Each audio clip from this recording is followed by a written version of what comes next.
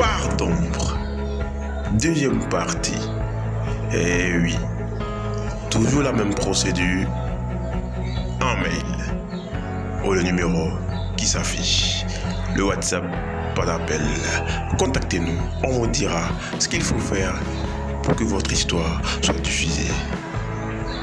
On revient avec la deuxième partie de notre histoire que vous avez déjà checké. Et si vous avez aimé, j'espère que les commentaires après le générique. Even when you feel low, you can still go. Even when you feel slow, you can still go. Even when there's no hope, you can still go. I never answer to no, man, I still go. Et comme on l'a dit, deux titans qui vont s'affronter pour une meuf. Attends, en deux brouillards, peut-il tenir devant un sugar daddy? Bah, on verra. Alors, ce monsieur vient avec sa caisse. Il propose de sortir avec elle, mais elle refuse. Alors, elle respecte trop sa grande sœur. Elle ne veut pas vraiment, tu vois. Alors, il achète des choses, il envoie sa grignote, il fait quelques petits cadeaux à ses enfants. Comme l'autre le fait. Et bah, notre jeune débrouillard ne peut pas tenir, donc il décide de faire une sortie comme ça. Il espère qu'aurait tout son concurrent serait déjà parti. Et en jeu, il manque de checker avec la fille. Le lendemain, il n'évoque pas ce sujet parce qu'il a sa mission à lui. Je vous l'ai dit. Et il dit à la meuf, est-ce que je peux avoir ton contact? Après, on va dire une semaine ou deux. C'est maintenant qu'il veut le contact. Elle dit, bah non, je peux pas te remettre. Parce qu'actuellement, moi, je te vois comme un frère. Tu vois, tu loges chez ma grande sœur, bien que tu fasses ton taf. Moi, je te vois comme un frère. Et ben, notre jeune homme, il ne veut pas entendre cela. Il insiste. D'autres techniques qu'il met, et bah, pas fini. Elle dit, bah, pourquoi pas. C'est juste un numéro. On verra. Et le gars, il prend le contact. De temps en temps, il appelle, il check avec elle, il est dedans, c'est beau, belle activité, un beau projet, on aime bien. Et sa soeur lui dit, je te vois un peu checker avec ce jeune homme par rapport à ce monsieur qui vient avec la caisse. Moi, je te conseille, ces jeunes hommes, ils n'ont que dalle. Prends plutôt le sugar daddy qui pourra au moins s'occuper de toi et puis bah, d'autres cadeaux viendront.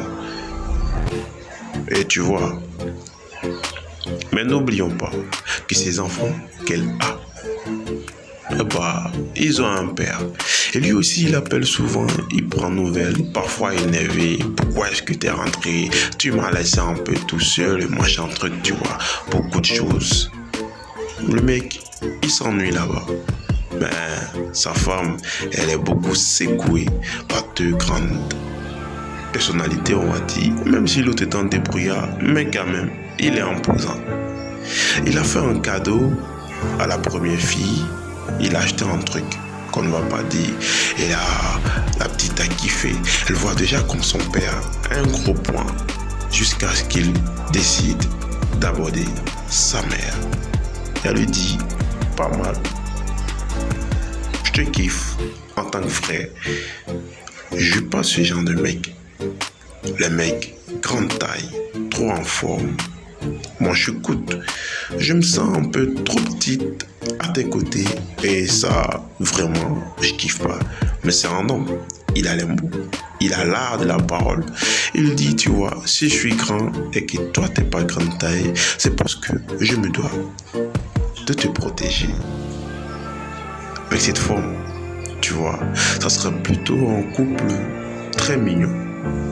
Un homme assez haut, avec la force, je suis capable de te protéger. Fais-moi confiance. Et bah ouais, avec plusieurs techniques, quelques semaines encore, la meuf finit par céder. On va essayer. Vous vous dites, mais elle a un mec. Peut-être son mari. 3 enfants. c'est pas petit, c'est pas assez mignon. Mais de son côté, lui, il a déjà une belle activité, un beau projet en vue, tu vois. Donc, un jour, sa grande sœur lui dit, tu sais, mon mari et moi, on part en voyage. 3-4 jours peut-être, mais on reviendra. Tes frères sont là, donc du coup, je crains rien. Les garçons, restez avec elle. Essayez d'être beaucoup plus présents. Parce que, bah voilà, trop de choses. Et bah ouais, belle occasion pour notre jeune dragueur. Ce gars-là dit, ah, peut-être bien qu'il va se passer un truc. Donc tu verras. On verra tous la suite de l'histoire. Premier jour, il crèche sur la meuf. Il dispute. Il change les idées. Tu vois, beaucoup de choses. Jusqu'à X heure, elle dit, bah là, moi je pars me coucher. Il dit, ok. Il reste au salon. Il mate la télé jusqu'au petit matin. Un peu fatigué, un peu ensommeillé. Bah, il dit, bah, quand même, j'ai bien fait. Je rentre pour mon taf. Waouh, t'as crèché au salon? Il dit oui.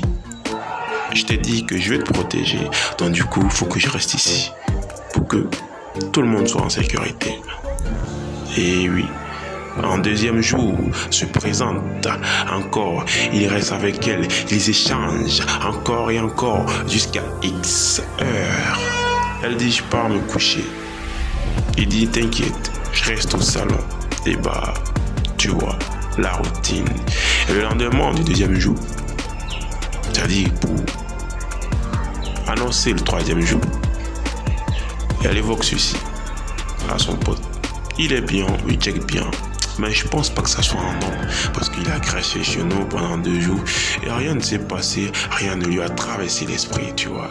Attends, le gars, je vous dis qu'il a déjà sa mission, il a déjà un projet, un truc en tête qu'il veut réaliser par ses propres moyens et on sait pas à quoi qu'on doit s'en tenir. Le troisième jour, il crèche là-bas et il lui dit, tu sais, j'ai pris du temps d'observer. Parce que je ne veux pas que ça soit une surprise. Est-ce qu'aujourd'hui tu es prête pour qu'on expérimente? Vous avez capté? Et bah ouais. Au début on ne voulait pas. Non, ah bah ouais, comme toutes les femmes. Et par fini, il se passe un truc. Les deux ont kiffé. Ils ont vraiment kiffé, que ça les a rendus un peu dingue, tu vois. Et bah là, je crois que le délire a vraiment commencé. Pour ceux qui savent entre un homme et une femme qui décident d'expérimenter quelque chose. Je sais que vous savez de quoi on parle. Le matin, tout excité. Et tu vois, il part, il prend une douche. Et son pote le mate d'un œil. Il dit, toi, je sais que tu as fait.